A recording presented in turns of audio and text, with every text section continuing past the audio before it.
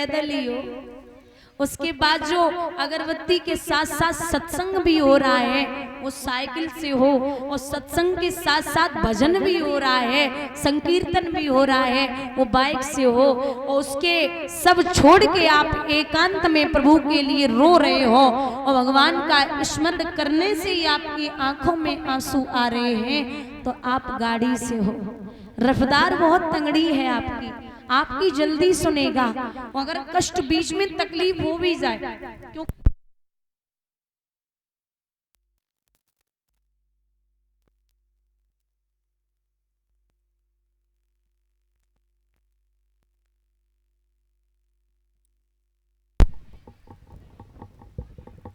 Hello, चाहे वो धर्म का कार्य हो चाहे राजनीति का हो, अगर धर्म के कार्य के लिए या राजनीति के लिए कहीं न कहीं रुकावटें आ भी रही हैं तो आपको रुकने की जरूरत नहीं है, पूर्ण कार्य करिए, पूर्ण कार्य करिए, क्योंकि ये दुनिया की फितरत है। कलयुग के लोग ऐसे हैं, आपके मुंह पे मीठा मीठा बोलेंगे, और मीठे लोगों से हमेशा बच के रहना, क्योंकि मिठाई में प्रधान जी अक्सर कीड़े पड़ जाते हैं, नमक में कभी कीड़े नहीं पड़े।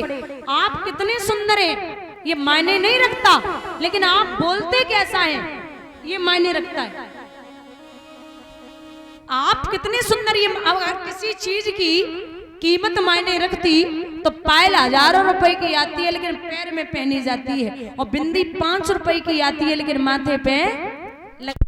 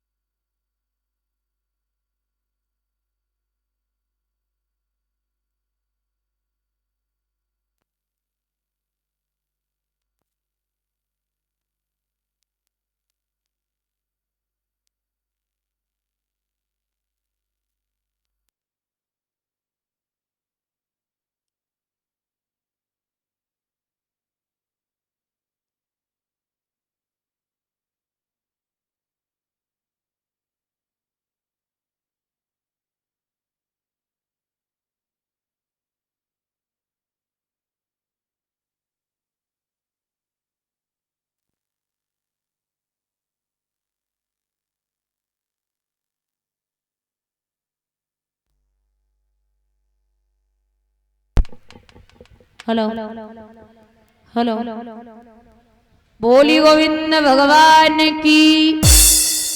तो आप निडर होकर के कार्य करें, क्योंकि ये फितरत है लोगों की, बुराई आपकी हजारों कोस तक पहुंचती है लेकिन अच्छाई 10 कोस तक नहीं पहुंच पाती।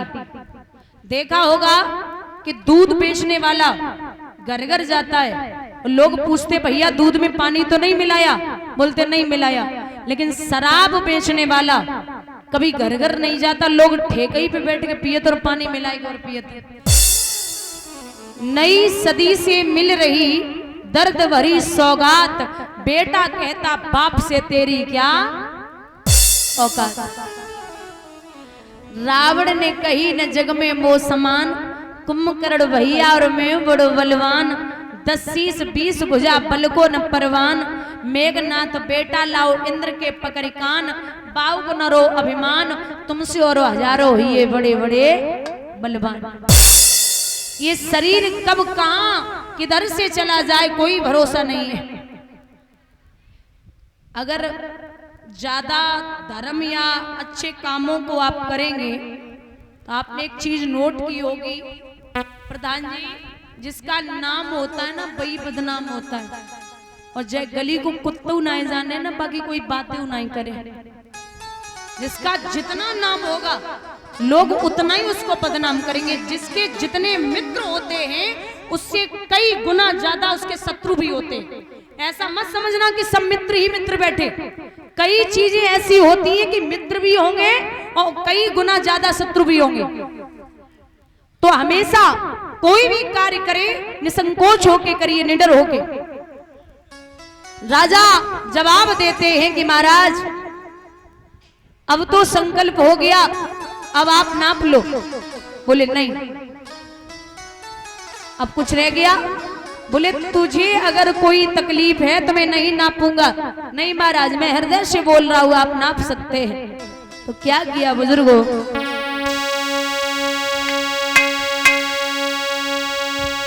ओ सब विश्व रूप की साया ने सूरज के अंश नाप डाले, सूरज के अंश नाप डाले, तीन ही कदम की पृथ्वी में तीनों लोग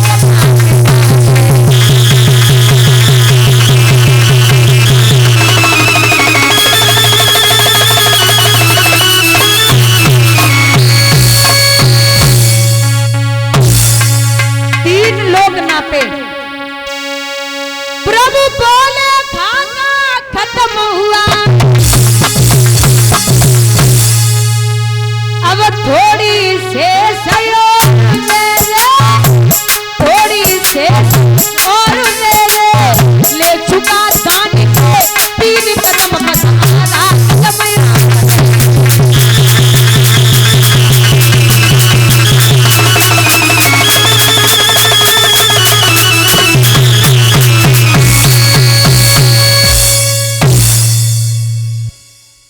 उस विश्व रूप की साया ने सूरज के अंश नाप डाले और 3 ही कदम की पृथ्वी में झट तीनों लोग नाप डाले।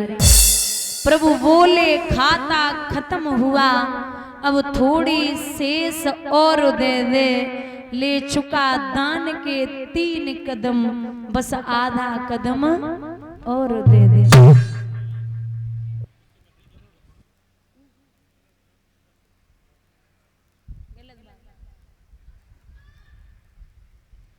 भैया आधे कदम की जगह नहीं तो प्रभु क्रोध में आ गए और जवाब दिया, और राजा आधे कदम की जगह दे दे। तो राजा बलि की पत्नी का नाम है विंध्यावती। संतो बहुत चालाक थी।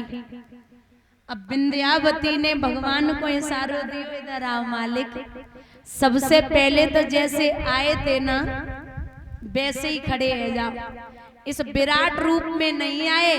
आप बड़े सुस्त हो, आप जैसे सूक्ष्म रूप में आए थे 52 अंगुल के बन के, वैसे ही है जाओ, ठीक है। अब हमारे सवाल को जवाब दो। सवाल का है, नाथ जी बताओ दान बड़ो होवे या दानी?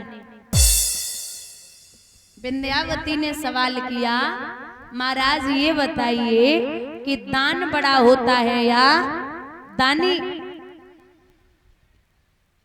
तो भगवान मुस्कुरा के बोले, देवी दुनिया में धनवान तो बहुत हैं, धनवान दुनिया में बहुत हैं, लेकिन हमारी नजर में जो धन को दान में लगाए वही सच्चो व्यक्ति है, मतलब दान से वो बड़ो दानी होवे। तो विंध्यावती बोली, फिर काय की चिंता है, आप 3 कदम के तीनों लोग नाप चुके, अब आधे कदम में दानी बचे न की पीठ नाप ले। वो जो राजा है ना, उनकी एक बिटिया और है जिनका नाम था रतनमाला। जब उन्होंने भगवान को देखा तो इतने प्यारे से वो मुस्कुराने लगी। और विचार करो कि अगर ऐसो बेटा हमारे पैदा है जावे तो मैं बाको स्तनपान कराऊंगी। और जैसे ही प्रभु ने 3 कदम में तीनों लोग नापे तो विचार कियो, अगर ऐसो हमारे पैदा है गयो तो मैं उसे जहर देके मार दूंगी। यही रतनमाला द्वापर में आके हुई पूतना। बोले गोविंद भगवान की। अब बोले कि एक पैर पीठ पर और एक सिर पे रखा, सोई राजा बलि खड़े है। नाथ अब आपका पूरा जो भी हिसाब किताब था सब चुकता हो गया। भगवान मुस्कुराए के बोले, मैं तो से प्रसन्न भयो, तू हमसे कछु मांग ले। राजा बोले, ये लो। अबे हमारे दरवाजे पे खड़े हमते कह रहे कछु दे दो, अब हमते कह रहे कछु मांग ले। तो सुनो, मंगन ते हम मांगत नहीं, हमारी आदत नहीं भिखारी अंत मांगे की। अरे भगवान बोले मांगिए ना। तो बोले अगर देना चाहते हो तो पातालपुरी में जो मेरा महल है आप उस महल का पेरा लगाओगे।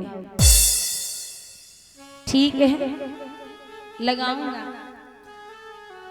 और एक बात, जिस द्वार से हम होकर के निकले आप उसी द्वार पे हमें खड़े मिलो।